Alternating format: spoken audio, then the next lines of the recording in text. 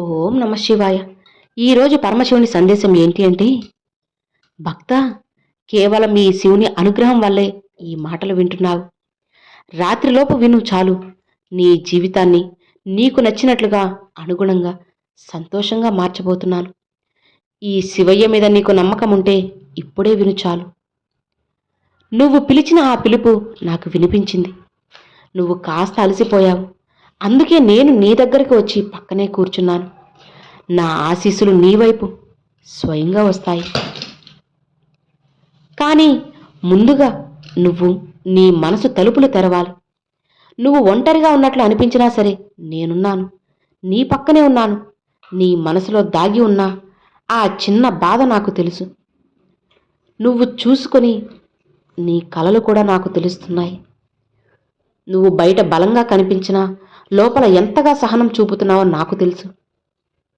ఇలారా, ఒక్కసారి కళ్ళు మూసుకో. మనసుతో నా మాటలు విను. నేను నీ పక్కనే ఉన్నాను. ఈరోజు నీతో మాట్లాడుతున్నాను. నీ మనసులో వేసిన ప్రతి ప్రశ్నకు సమాధానమిస్తాను. 2 నిమిషాలు నువ్వు నన్ను వినడానికి వచ్చావు కదా, ఆ ఓర్పు, అదే నీకు ఆరంభం. అదే నీ మార్పుకి తొలిమెట్టు. అదే నా దగ్గర తీసుకొచ్చింది నీ మొదటి అడుగు. నీ జీవితంలో ఉన్న ప్రతి క్షణంలో నేనున్నాను. నీ నవ్వులో నేను పూస్తాను. నీ మాటల్లో నేను కనిపిస్తాను. ఆశల్లో నేను వెలుగుతాను. నీకు బాధ వచ్చినప్పుడల్లా నీ భుజం మీద చెయ్యి వేసేది నేనే. నీ గుండె బరువెక్కినప్పుడు నీ హృదయాన్ని తేలిక చేసేది నేనే. నువ్వు కోల్పోయినప్పుడు నీకోసం అంతకన్నా మంచిది సిద్ధం చేస్తూ ఉంటాను. నువ్వు పడిపోయినా సరే తిరిగి లేవడానికి నేనే కారణం. నువ్వు భయపడ్డ క్షణంలో నీకు ధైర్యం, విజయం వస్తుంది. నా అభయహస్తం నువ్వు నన్ను చూడలేని రోజుల్లో కూడా నేను నిన్ను విడిచిపెట్టను.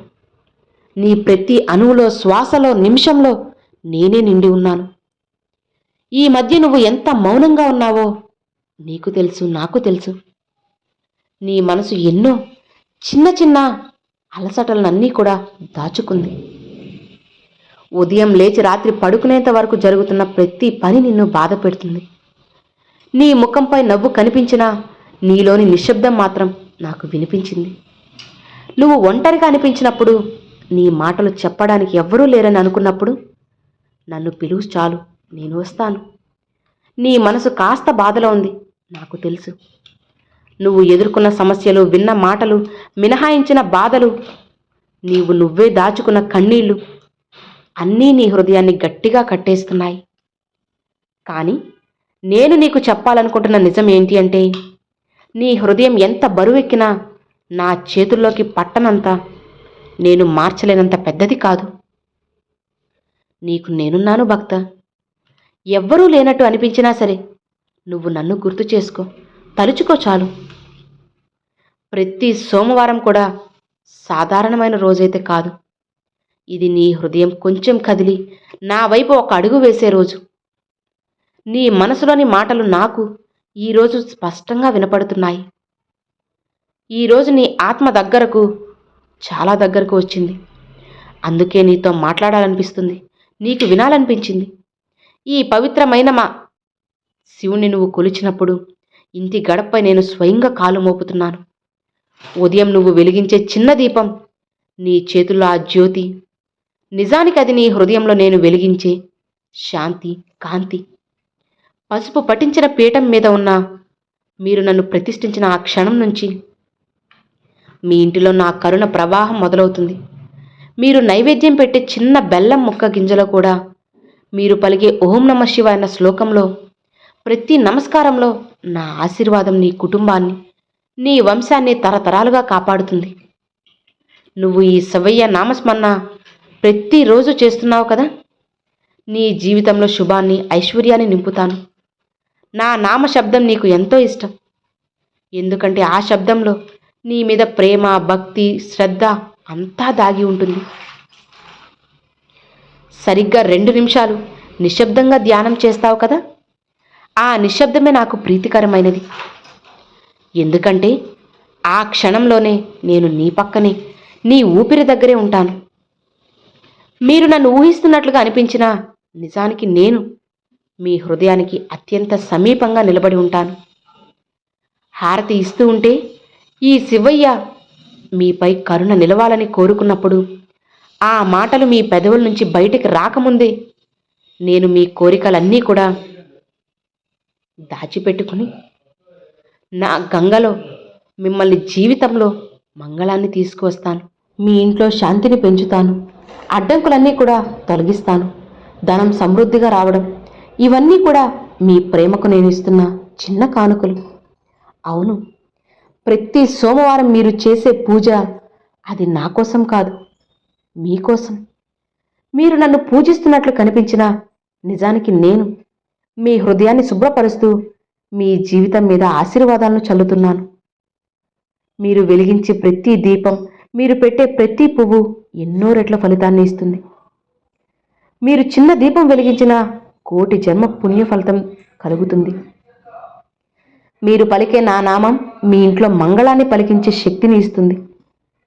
మీరు ఎప్పుడైనా నన్ను పిలిస్తే ఆ క్షణంలో నేను మీ పక్కన ఉంటాను. మీ హృదయంలో, మీ ఇంట్లో, మీ జీవితంలో నా కరుణ నిత్యం ప్రవహిస్తుంది.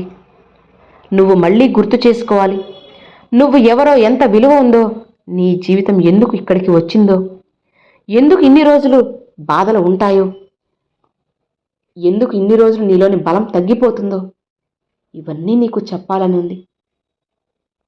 ఒక్కసారి నీ హృదయాన్ని నాకు అప్పగిస్తే నీ భవిష్యత్తును దగ్గరుండి నడిపిస్తాను. అవును, ఇలా చూడు భక్త, నువ్వు నా ప్రియమైన బిడ్డవి. మీ ఇంట్లో ప్రతి ఒక్కరి హృదయంలో నారాయణ, విష్ణు, నేను సహజంగా ఉన్నాము. ముగ్గురిని ప్రార్థిస్తున్నారు కదా. మీ ఆత్మలోకి దగ్గరగా రావడం సహజం. మీ కోరికలు విత్తనాల్లో నాటబడ్డాయి. మీ ఆశలు మెల్లగా వెలుగుతాయి.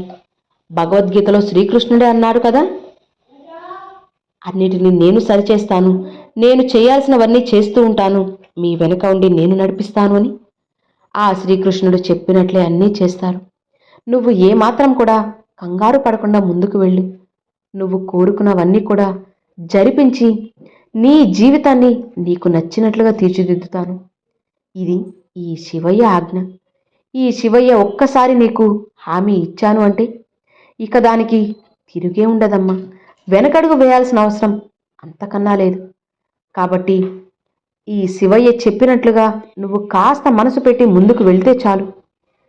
జీవితంలో ఎన్నో నీకు అందిస్తాను. అన్నిటినీ జరిపించి నీ జీవితాన్ని నీకు నచ్చినట్లుగా చేసే బాధ్యత నాది. ఇక నిశ్చింతగా ప్రశాంతంగా ఉండు అని ఈరోజు ఆ పరమశివుడు ఈ సందేశాన్ని అయితే తీసుకొచ్చారండి. ఈ సందేశం మీ అందరికి నచ్చినట్లయితే ఒక చిన్న లైక్ చేయండి. మరికొంతమందికి ఈ వీడియోని షేర్ చేయండి. ఫస్ట్గా మన ఛానల్ చూసే సబ్స్క్రైబ్ చేసి సపోర్ట్ చేయండి ఫ్రెండ్స్. Thanks for watching. ఓం నమ శివాయ. శివాయ నమః.